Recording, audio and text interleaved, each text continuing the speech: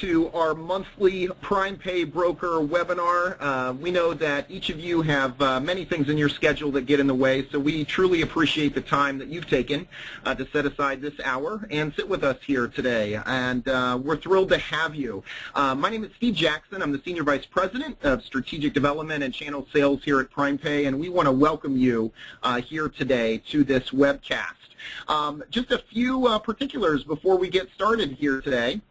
As many of you know, we try to do some follow-up emails from all of our webinars. So for those of you who have registered and are attending today, but certainly those who were unable to attend today, we will be providing a follow-up email to you here, usually in the matter of a few days. We normally try to get all that information out, but we are recording the webinar. We will provide you with the PowerPoint slides, so you'll have the slide deck, and then any FAQs, taking questions that we receive throughout the webinar and then providing that back to you. That has been very well received, and what I would like you to do is go to your GoToMeeting menu bar where you can add your questions. Go ahead and submit your questions to us, and we will forward that information back to you in our follow-up email from this webinar. We did have just a particular issue with the last webinar in getting our August webinar in getting that follow-up to you, and for those of you who did attend, there was just a kind of a administrative error there, so that will be getting out to you here as well for the August webinar. So thank you for attending. As we look at the last year, HRAs, as you see our title, the power and uniqueness of HRAs, you know that HRAs have been, actually in our world, HRAs have been so widely used. I mean, if you were to think of your current groups today and the number of HRAs or the percentage of your clients who offer an HRA to their employees, it's probably a good number of your clients. And there's reasons for that, right? Costs, trying to make the benefit more efficient, so on and so forth. But an HRA there's power, and there's such uniqueness in HRAs due to the flexibility and advantages. And so we wanted to take a moment today. As you are aware of many of our webinars, we do get technical from time to time, but these webinars are really meant to really drive a practical solution. I mean, you are the great communicator, right? I mean, you have to communicate this information technically to your clients, but then your clients are also asking for a little bit more, right? Not only are you to communicate, but you're also to help drive the implementation or the solution and the strategy behind it. And that's where we really want to try to go with these webinars. And many of you, know what an HRA is, but I do know that there's still today a lot of confusion around how to use HRAs. What strategies can my clients today take with an HRA and make it as a viable solution for their employees? So today we're going to focus on HRAs, and for several of you, many of you who have attended our other webinars, we've touched on some of the HRAs here throughout the year, but we felt it reasonable, given this big renewal season that's now come upon us here at the end of the year, that it'll probably be good to do a solid kind of review but comprehensive look how you can begin to talk to your clients about utilizing the HRA solution. So let's look at the agenda for today. So the first few things here, we want to touch on just the HRA advantages. I mean, clearly we need to hone in on why HRAs are being so widely used today. But we also need to focus a little bit on the ACA changes. Let's firm some things up there. There's still some confusion, and so I want to try to shore that up if I can. I do want to talk about solutions. There are many unique HRA plan designs, and I want to talk with you today about, 4 or 5 or more of HRAs that you could be utilizing with your clients today. What's available? I want to really take a deep dive with those particular solutions here today. And then we're going to cover some alternative ideas. There are some alternative solutions with HRAs in mind that I want to actually kind of cover with you and maybe drive some more insight on how to use the HRAs. And also at the end of this webinar, we really want to focus on that practicality, right? Ultimately, you've got to communicate this with your clients. So let's look at advantages of the HRA, but I want to take this from an employer viewpoint, right? As we see our guy there to the right, hey, he's got an idea. Yeah. Well, 10 years ago, 12 years ago, HRAs really became a fantastic idea for employers. And in the large scope of how an HRA works, they've kind of operated in the same form and fashion as they did 10 or 12 years ago, right? But legislation, and certainly ACA, has put a huge, has placed an impact on HRAs and how they're utilized. But I still want to focus on some of the key advantages. And again, with this list, think of it from an employer point of view. So first off, the employer, I'd say most of the benefit professionals that are on the webinar here today, we're talking about a group medical plan. So keep in mind, the key advantage is that an HRA should be or must be integrated with any group health plan, okay? So an HRA, as most HRAs are designed today, an employer offers a high deductible health plan of some sort, and then they attach an HRA as a reimbursement vehicle for those employees so that the employee does not bear that total burden of that deductible expense. Well, under the ACA requirements, they basically have said, hey, you have full flexibility if you're going to design an HRA that's integrated with any group health plan. That could be fully insured, self-funded. I mean, it doesn't matter, but it needs to be with a group health plan. And if you've integrated it with a group health plan, you do then have complete flexibility in the design and scope of the reimbursements through that HRA. Another huge advantage and an attraction of employers with the HRA then, of course, is cash control, right? An HRA is a self-funded vehicle. So the employer, right on the onset of really designing the HRA, they can determine what risk they're willing to take, right? I mean, the risk, the liability is determined based on the design of the plan. So that's awesome because an employer can truly craft a plan or a design based on what type of risk or the amount of risk that they're willing to take, all right? So cash control, big advantage for employers with HRAs.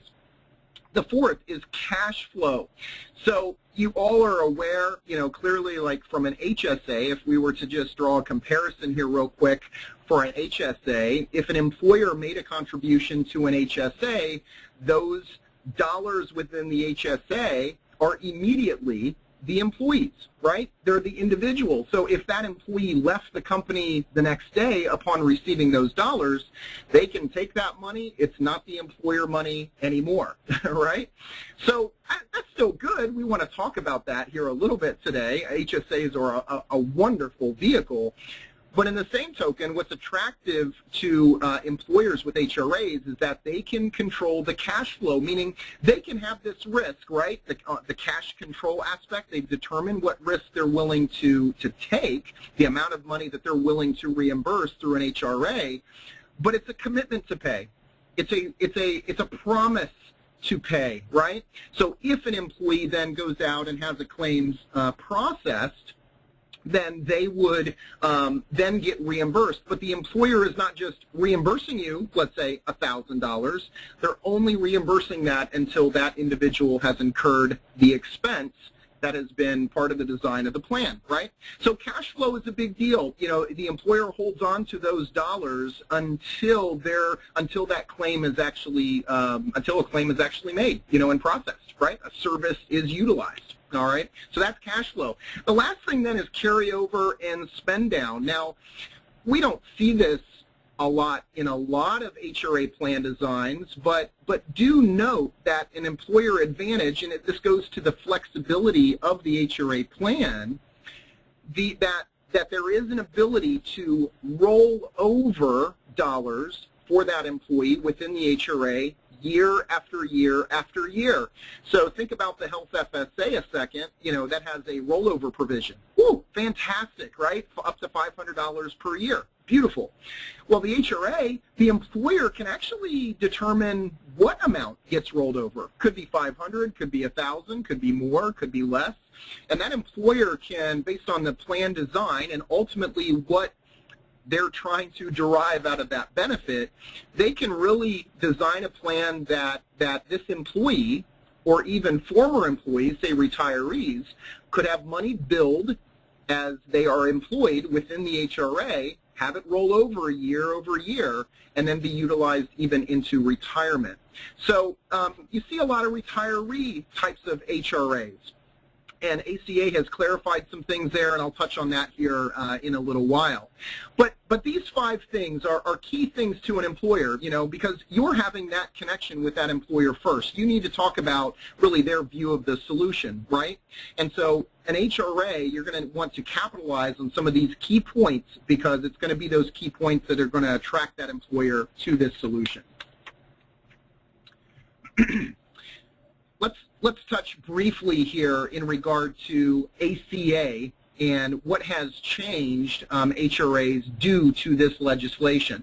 Now, I've brought this up before in a couple other webinars, so I don't want to tackle this in such great detail. There's a lot of words right on that slide right there that you're seeing. But what kind of started to change the thought and the use of HRAs was the IRS notice and the Department of Labor technical release notice on September 13th of last year. And they defined it as an employer payment plan. They said an HRA or any pre-tax benefit account, like Section 125 plans, health FSAs, and so forth, they are considered a group health plan. And they're considered what they defined as an employer payment plan. And so since they're a group health plan, they are to be considered as providing minimum essential coverage, right? So this first bullet here, it immediately got in the way. I mean, okay, so if an HRA is considered a group health plan, okay, so an HRA has to be integrated with a group health plan that complies with ACA, right? So that means a standalone HRA can no longer be used to reimburse individual medical premiums. And so this IRS notice and Department of Labor technical release, it was a long release, but it defined what an employer payment plan and really brought about the prohibition of utilizing standalone HRAs to reimburse individual medical premiums. Now, in May of this year, the IRS has even taken it a step further, and I simply just kind of snipped right off the website the FAQ that the IRS used here in May for this release. But I kind of highlighted there in the arrow that they discussed, they talk about employer payment plans, and they've defined an HRA as an employer payment plan. And therefore, because an employer payment plan is a group health plan, it needs to conform with all the ACA rules, and they say it does not conform to all of those ACA rules and would therefore, if an HRA, a standalone HRA, is reimbursing individual medical premiums, they would fail to satisfy the market reforms and would be subject to a $100 per day excise tax. All right, so it is real. An HRA, I know that there's others out there across the country that might be stating something different, but I would say that this is very less debated today. So you might ask, well, Steve, we wanted to go the direction of utilizing HRAs to reimburse individual medical premiums. I mean, I see now I'm not going to be able to move in that direction. So what on earth can we do? What is available to us that we can talk strategies with our clients and actually make a positive solution and strategy ultimately here for our employer clients and their employees? So let's talk here about some unique HRAs. Let's kind of touch on some of the things that you can do, and hopefully this will help tremendously here in your efforts with your clients. One of the first kind of unique HRAs that I want to discuss with you today is the post-deductible HRA. So in healthcare.gov, you had, so an individual that's enrolling in healthcare.gov today, about a third of all the plans within healthcare.gov are HSA compatible plans, okay, or qualified high deductible health plans. More employers today, when they're offering a group health plan, will have one plan that is an HSA compatible plan or a qualified high deductible plan. So with that being said, you're going to have to talk more strategy around how to develop solutions around these HSA compatible or qualified high deductible health plans. And an HRA pairing with that plan is tremendous.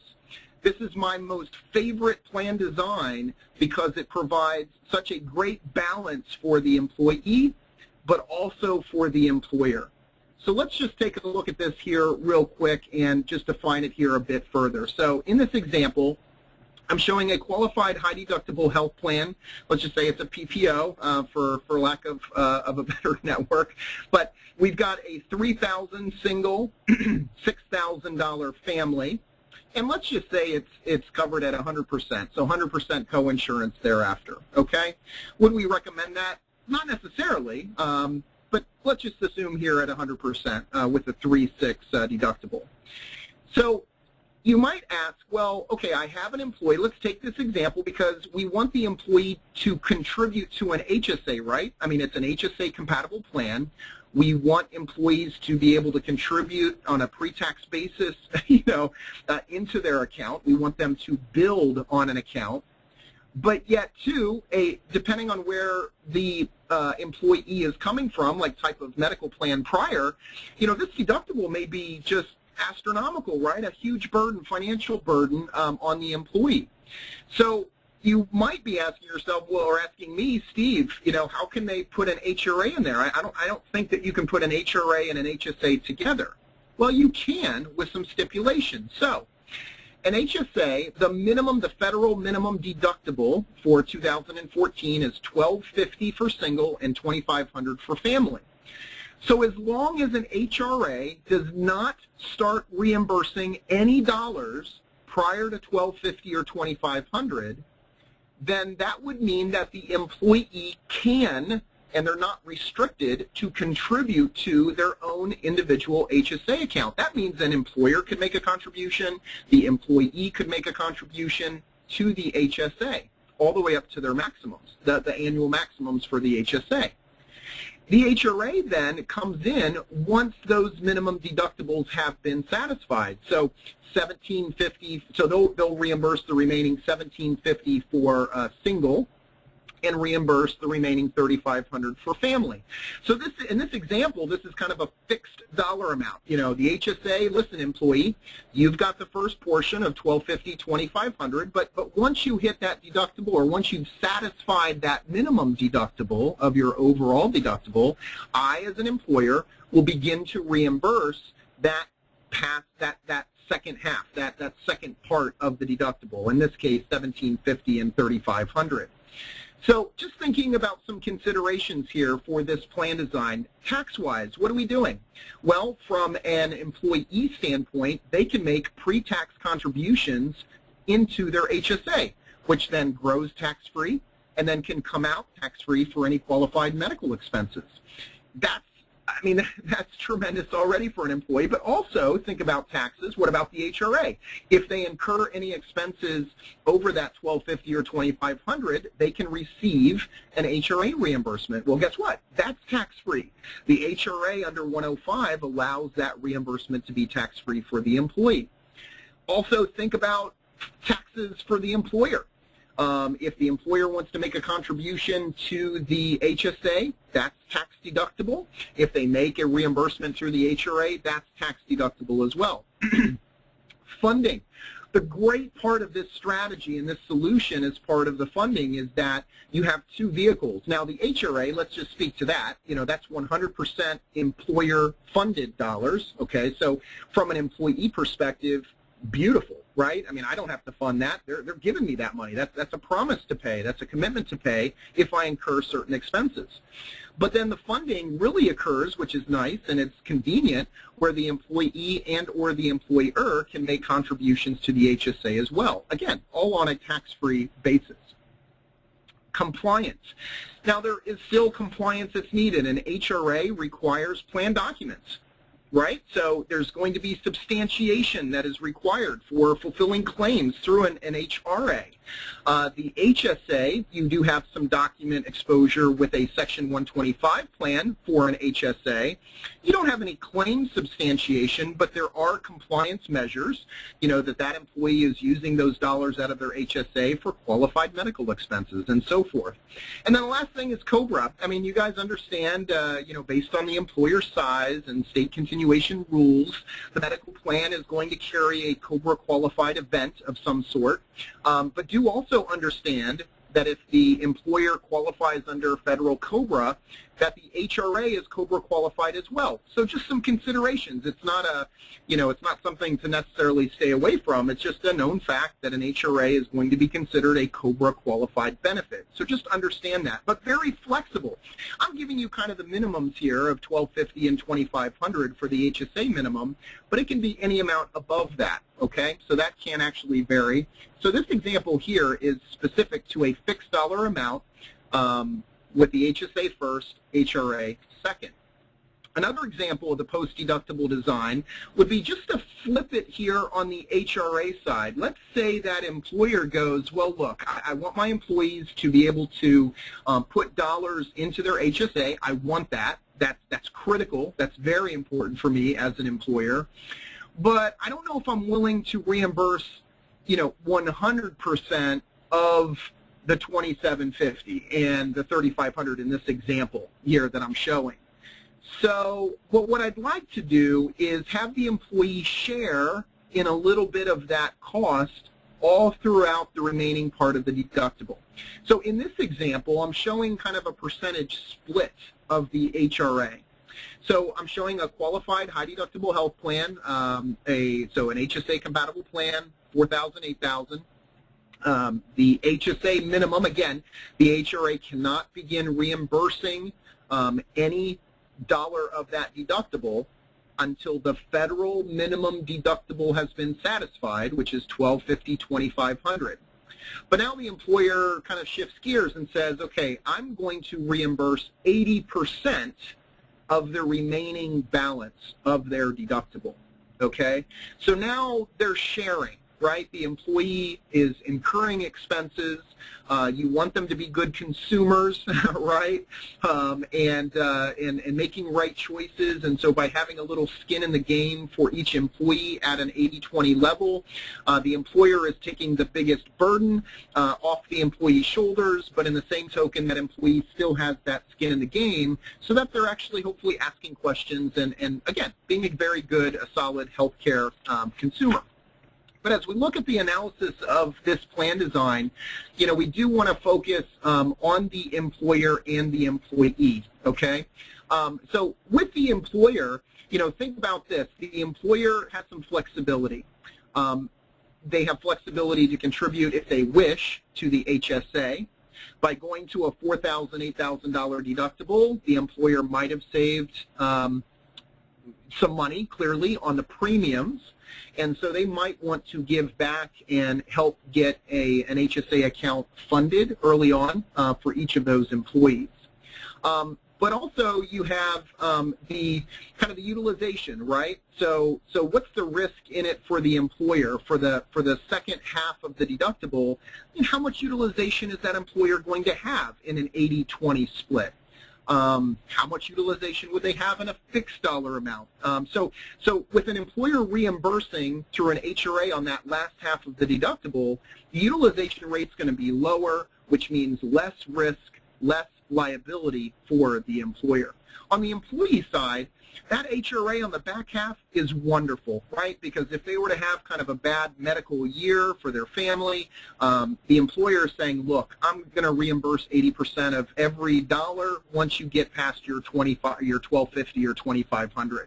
But you also have got some flexibility with the HSA that the employee can put away money pre-tax all the way up to the annual maximum limits for those HSA accounts. It's really a wonderful plan design, and so either looking at it from a fixed dollar basis on the HRA to actually an 80-20 split, okay, of that last part of the deductible. So here's the missing piece, and you know, I've talked about the HSA here a little bit, but I just want to take it a little step further. As we think about these unique HRA plan designs with these HSA compatible plans, it's very important that if an employer is implementing an HSA compatible plan, that they don't restrict the ability for that employee or employer to make contributions to their HSA, right? You would want them to make contributions. So just some facts here. In 2013, Kaiser Family Foundation, their study, they come out with an annual benefit survey each and every year. It's fantastic. Suggest you look that up and read through it. Very good stuff. But they found that for employer-based health benefits, that if 20% of employer-based health employers were enrolled in a high-deductible health plan, okay?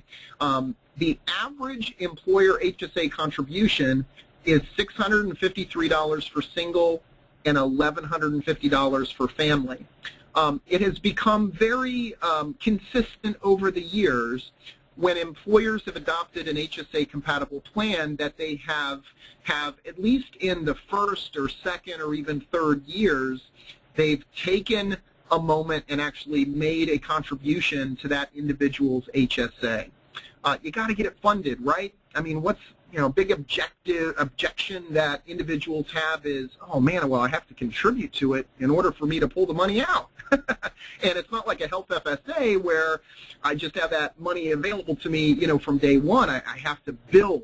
So having an employer, having the willingness of an employer being able to contribute to those accounts is, I think, critical, at least at the early stages of someone getting involved with an HSA plan.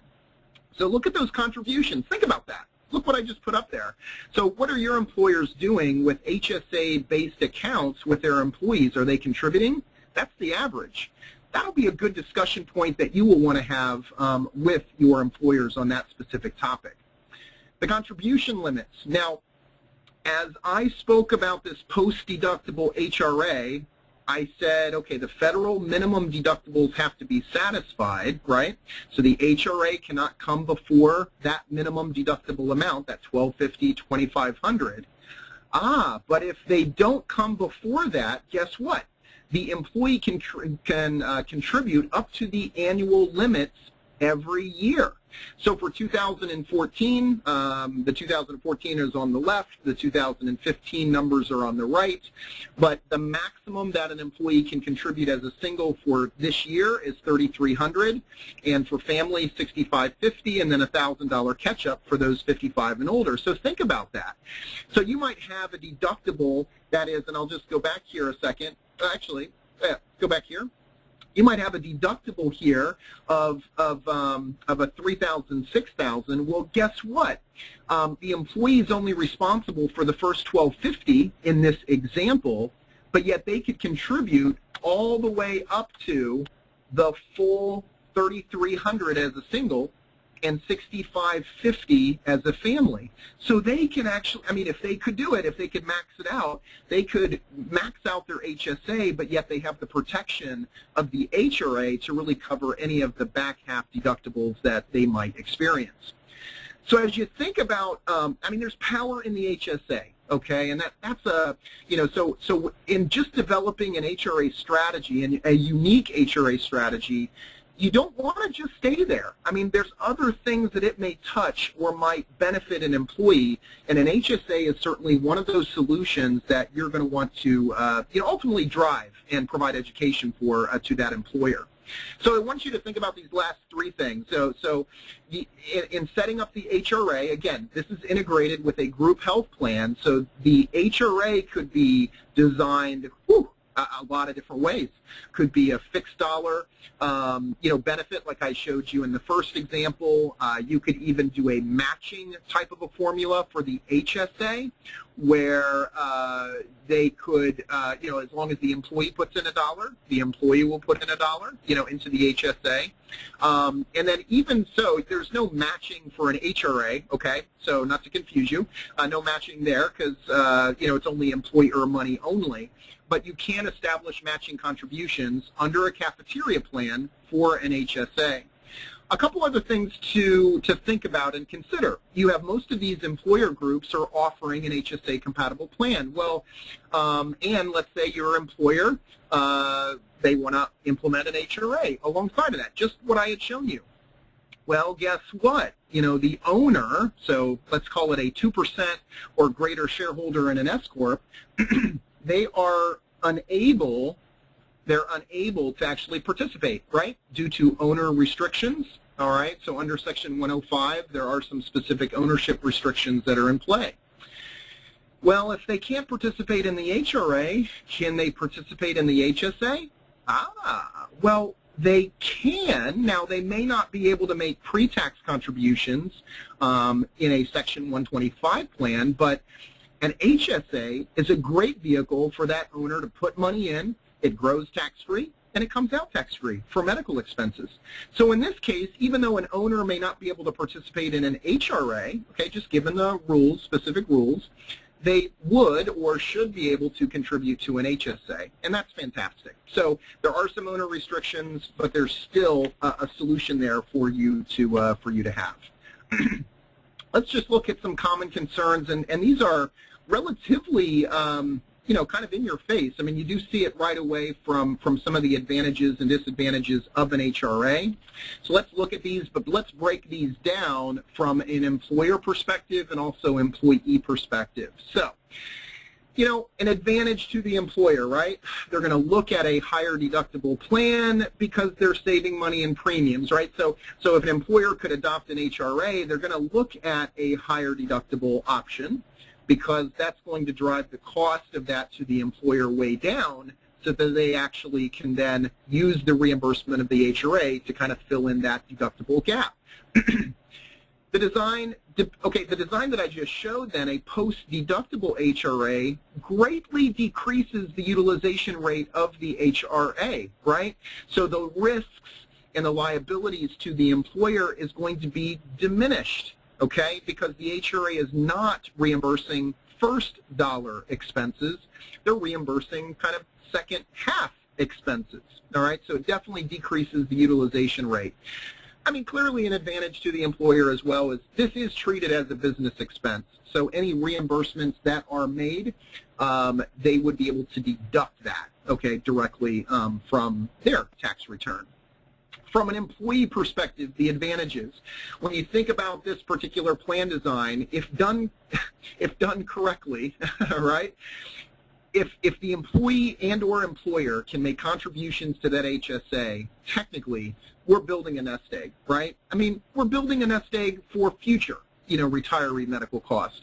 I mean, they're going to need those funds today. They will. If they're a family, anything like mine, you're going to need to spend it, out of the account as you need it. However, with this type of plan design, it really the exposure to the employee is small, but the ability to contribute is great, so they can actually put in more than their exposure. So a wonderful way for them to build kind of a nest egg for certainly future retiree or just future medical costs. Catastrophic medical expenses are protected by the HRA. The employee looks at this plan design and says, thank you.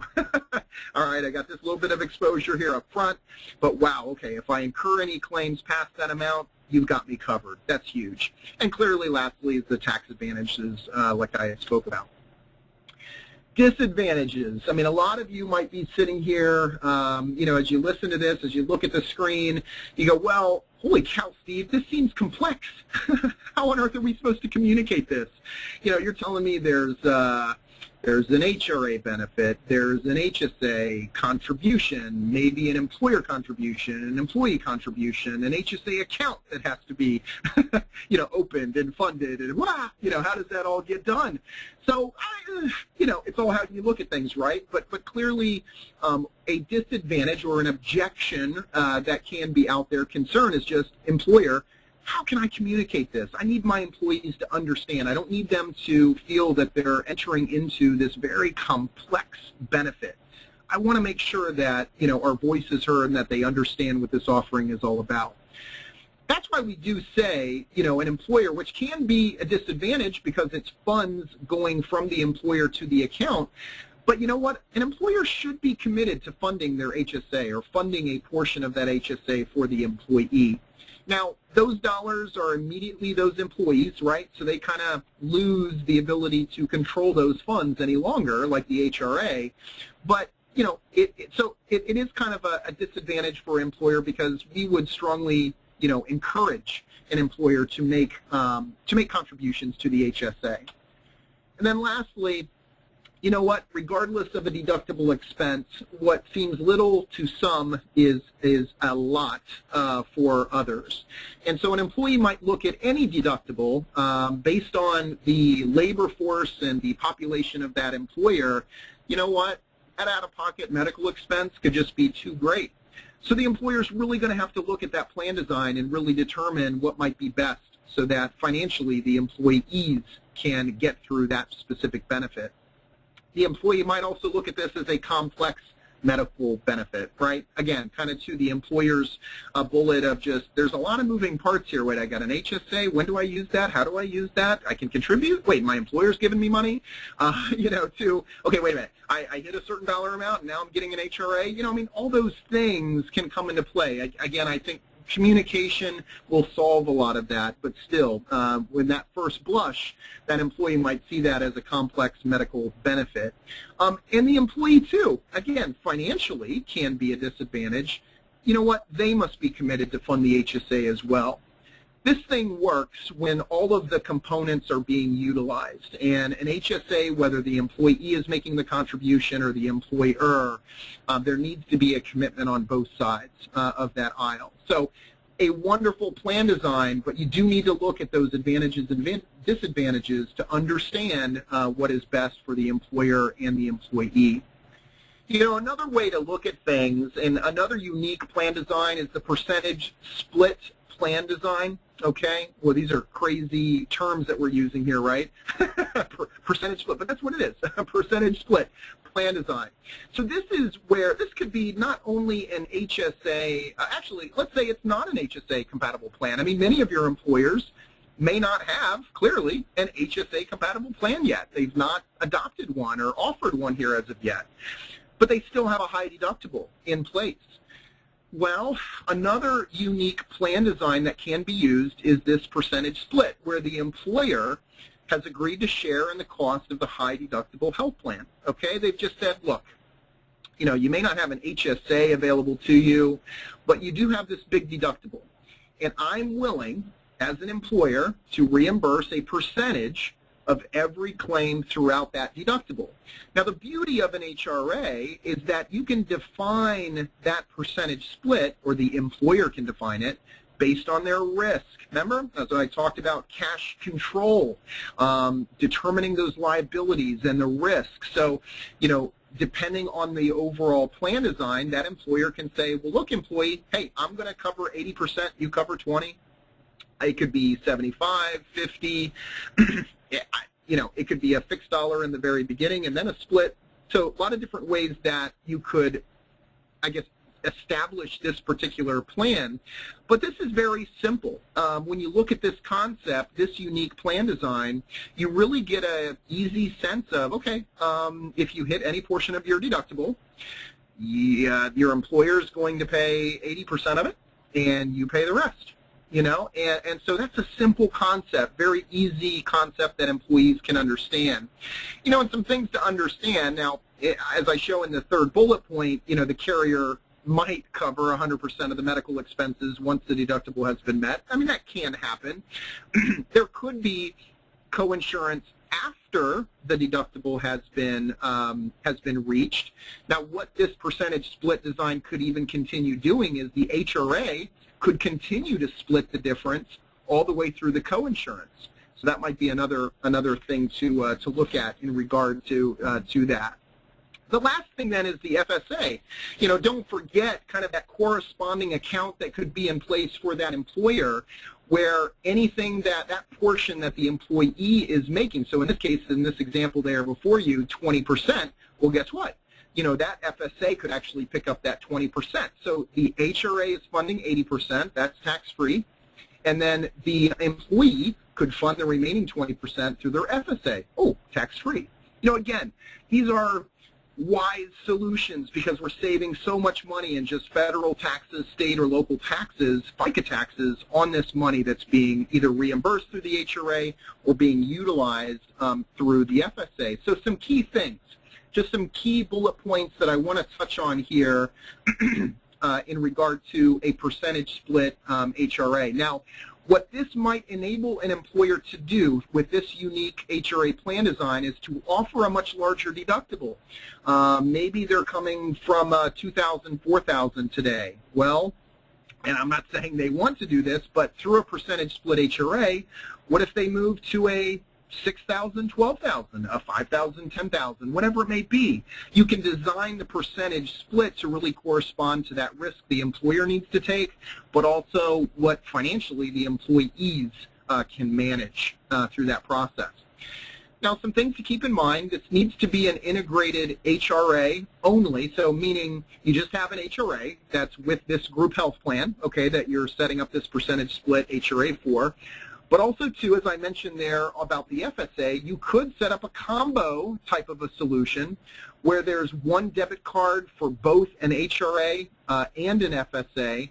One swipe could literally pull it from, so let's take the percentage, 80%. Let's go back to this example here. The 80% is the HRA and the 20% is the FSA. So as that employee is paying that EOB bill, right, that explanation of benefit, it was processed and the employee is paying a processed claim, and they're using, let's say, a debit card possibly for that purpose, well, guess what? 80% of that transaction will come out of the HRA, so funded by the employer, and 20% out of the FSA. So what you've done is created a pretty efficient benefit plan option and offering for those employees, where they've got HRA employer money and then FSA employee money. And one nice beautiful thing for an FSA, again, not necessarily associated with the HSA, is that the FSA funds are available on the first day of that plan year, really managing the exposure for that employee, that they don't have to worry too much about that exposure. There's no large upfront deductible exposure for the employee or an employer with a percentage split design. Basically, the employer-employee is, you know, basically sharing in that cost throughout. Employees who are higher utilizers, they are going to have more out-of-pocket exposure, so clearly they will. But in that case still, too, the risk is mitigated to the employer because the employer is only reimbursing a percentage of that deductible. What this can do, and it should do, is drive better consumerism, right? Healthcare consumerism. If an employee has skin in the game from $1, they should become better consumers of how they purchase their healthcare, you know, expenditures, what they need to use it for. That can have an effect, should have an effect of lowering the claim utilization. You know, certainly if you utilize a qualified high deductible health plan, that has the potential of lowering premiums. Not always the case, depends on plan design and so on and so forth. But a percentage split HRA can be utilized with all types of integrated, you know, of group health plans. All right.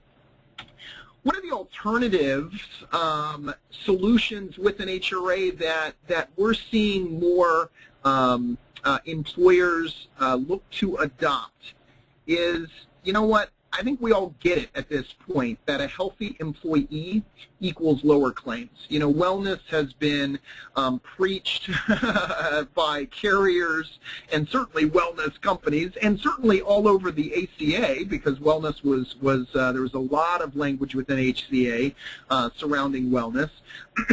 So I think we get it at this point that a healthy employee is going to more than likely equal lower claims, right? I mean, I'm not here today to talk about, you know, full-blown wellness, but the advantages are tremendous, from presenteeism, productivity, the list goes on and on and on and on what advantages it has with an employer. But have you thought about an HRA? You know, not all small employers are necessarily thinking about wellness. They're counting on their carriers, or maybe you, in actually driving wellness initiatives, programs, ideas, solutions, a phone number, support, you know, whatever it may be. So, but a small employer may not be able to roll out like this full-blown wellness plan, but there are some little things that an employer could offer to actually enable possibly some wellness. Now, so just think about this, and you can establish HRA credits. Sometimes they're called flex credits, but an HRA credit so that as an employee completes a specific initiative or wellness activity, that a dollar amount credit would be added to or placed into the HRA of that individual. So for instance, if it's for maybe the employer wants to really promote preventative, you know, their annual checkups, things of that nature, you know, the annual mammograms to screenings, different things that are needed from year to year. Well, they might also want them to complete, as you probably many of you have participated in, a health risk assessment. Or possibly it's just completing or making available a smoking cessation program. Now, you may not be able to focus in on requiring results. You know, you can't require results. There are certain wellness activities, clearly you can, but in this instance, what we're kind of talking about is that, you know, you're not requiring results, only participation. So if you have employees that are, you know, they completed their preventative screenings or checkups, they've completed a health risk assessment or smoking cessation program, you know, that they finished the program, maybe they didn't stop smoking, you know, have them go back to the program. but if they didn't stop smoking, you know, okay. But if they finish the program, that would enable an employer to put a credit amount, a fixed dollar amount of credit into the HRA that employee then can use to pay for certain medical expenses, right? That's a great benefit, and it certainly incentivizes an employee to maybe get those things done. So I want you to think about an HRA, even with small employers, maybe purely as a wellness incentive, right? That's a great message to have. I mean, when an employer provides this message to their employees, it goes much deeper than just a benefit offering. It's certainly showing that that employer cares more, you know, about the employees and of their good and well-being. What you also just want to keep in mind is that the benefit must be included in the plan document. So an HRA that would have this particular type of benefit just needs to have language in the plan documents reflecting that. But an HRA with wellness incentive is a great, unique HRA plan design. Next, accepted benefits, right? So I gave you that slide about the IRS and the Department of Labor. We can't reimburse individual medical premiums, right? Well, yeah, right. But under HIPAA, through ACA, they have described accepted benefits. So with an HRA, there are plan designs under the accepted benefit rule in which an employer could reimburse certain premiums, individual premiums. So these are premiums that are not necessarily integrated with a group health plan, okay? So some of those things, one of the first kind of batch of accepted benefits would be under this limited scope arena, okay, under this limited scope benefit HRA. And I've just kind of highlighted these four things, but they're somewhat the 4 key things of benefits that can be reimbursed through an HRA. So again, what I want you to keep in mind here is that this limited scope benefit is not tied to a group health plan, okay? So, but it is considered accepted and would be permissible, okay, under ACA and under HIPAA. So you could establish an HRA that was only reimbursing dental expenses or dental premiums. Individual dental premiums is what I'm referring to, not necessarily group dental premiums, okay? Individual. Also, vision expenses or individual vision premium reimbursements. So you can establish an HRA strictly or only for dental and vision. That's an accepted benefit. No issues there, okay, as far as tying that to a group health plan. Specified disease coverage, so cancer insurance, things like that, where there's a specified disease type of coverage, the premium that's associated with that benefit would be reimbursable through that limited scope benefit HRA. And then lastly, as an example, would be a hospital indemnity coverage where the individual would receive a fixed dollar amount of the benefit if they were to go into the hospital, so much per day, for so many days and so on and so forth. So that particular premium could also be reimbursable through a limited scope benefit HRA, okay? So are individual medical premiums completely, every individual medical premium taken out if it's not a group benefit? No, absolutely not. There are some accepted benefits, and those 4 key areas are at least some of the 4 key core areas where the premiums would sit.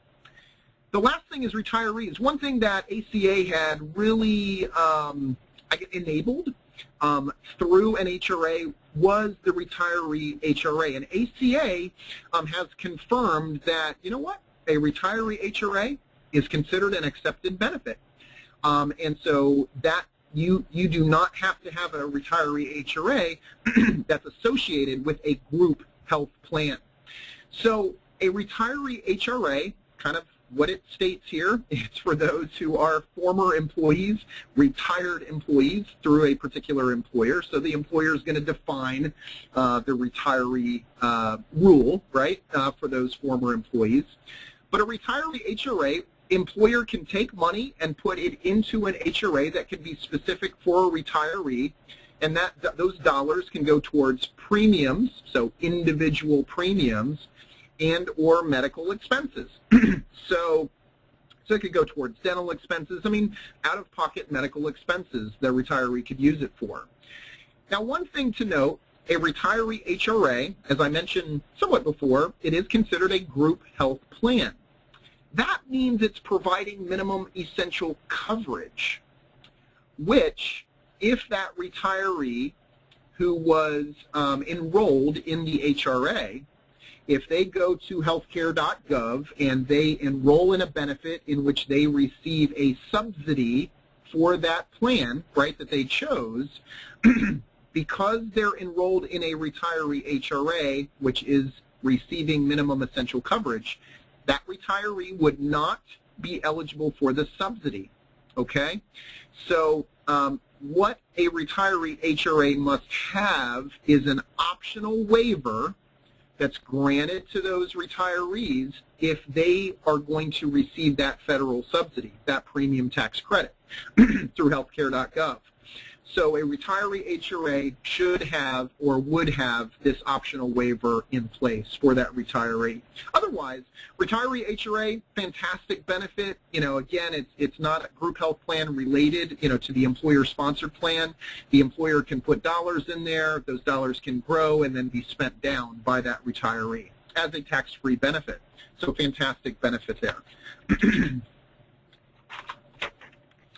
So the last unique HRA that I want to share with you here today is kind of an alternative one, but is one that is quite interesting as you think and talk with your employers about strategies and how they're going to ultimately push out their group health plan, right, to their employees. Maybe based on the population of the employer base, there's employees who have spouses working at other employers, right? They're working elsewhere. Okay.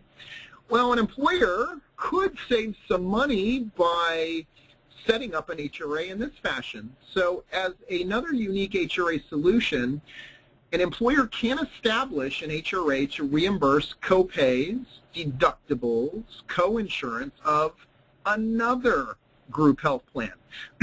See, in the past, HRAs were specifically set up for you, my employee. As long as you're my employee, you're enrolled in this group health plan that I offer, I'm willing to give you this HRA.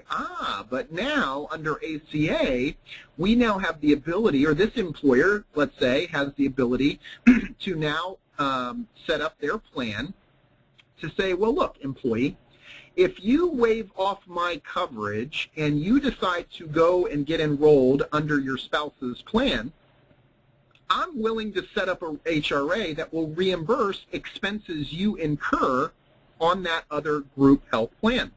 Interesting, right? So the employer saves on the premium cost of that employee on their group medical benefit, but it is providing a benefit now to that employee, where they can at least get reimbursed based on expenses incurred on that other employer group medical plan, right? So kind of interesting. But again, it's just it's a strategy, it's a thought, it's kind of figuring out what your employer is thinking and developing a strategy around that. So some things to just understand: you've got full compliance required. Okay, I mean it's an HRA, so even though expenses are getting incurred on another plan, hey, substantiation is still required. Plan documents, the language needs to be added within the documents to reflect that they're reimbursing other employer-sponsored expenses. So plan documents are certainly required there as well. So the basic compliance requirements with this particular unique HRA plan design is still intact, okay? So full compliance is required there. So employer engagement. So I guess as I think back to my engagements, been married for a number of years, but as I think about the ring selection, right? And I want you to think about this here for a second, as at least for those who needed to purchase the ring for your significant other. There was some thought that had to go into that, right? Think about this. You had to get to know that person rather well. And I'll use my example. My wife, I needed to understand how big that diamond needed to be, right? Right? Well, how large? How colorful? How many sparkles? Now, does it need to be gold? Does it need to be platinum? Does it need to be, what does it need to contain? What type of cut would she like?